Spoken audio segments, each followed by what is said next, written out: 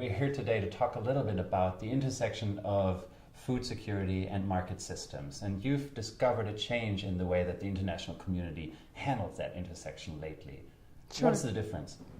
So up until a few years ago, and I would really say that the L'Aquila conference was the turning point, we really had two different types of programs. So we either were focused on vulnerable populations and on trying to increase food security, or we were focused on the more productive populations, and our focus was on increasing incomes and competitiveness, increasing competitiveness. And now we've really seen a shift where instead of having these two separate programs, we're really bringing the two programs together and trying to increase incomes and food security, working with targeted populations. Food prices really are incredibly important when we look at food security, and something that's often overlooked.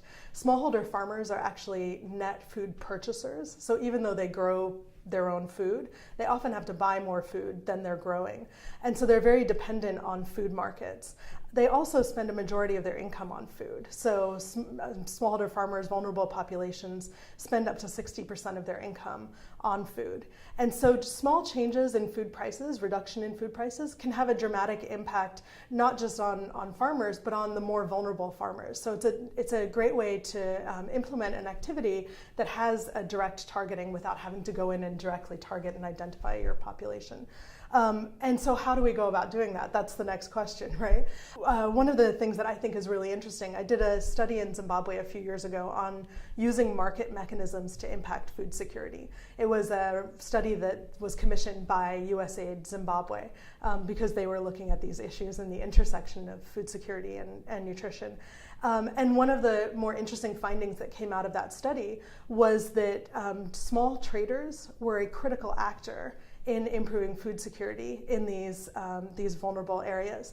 And the reason is that the small trader's business is based on spatial arbitrage or temporal arbitrage. They buy when prices are low, they sell when prices are high, they buy in areas where prices are low, they sell in areas where prices are high.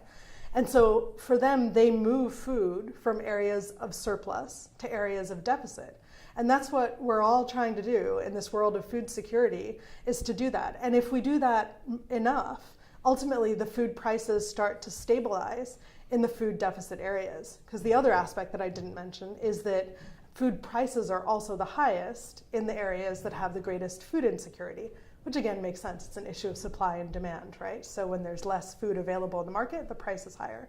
And so it's kind of a triple whammy for those households, because they're buying most of their food, they're spending most of their income on food, and then the food costs more than it does in other places.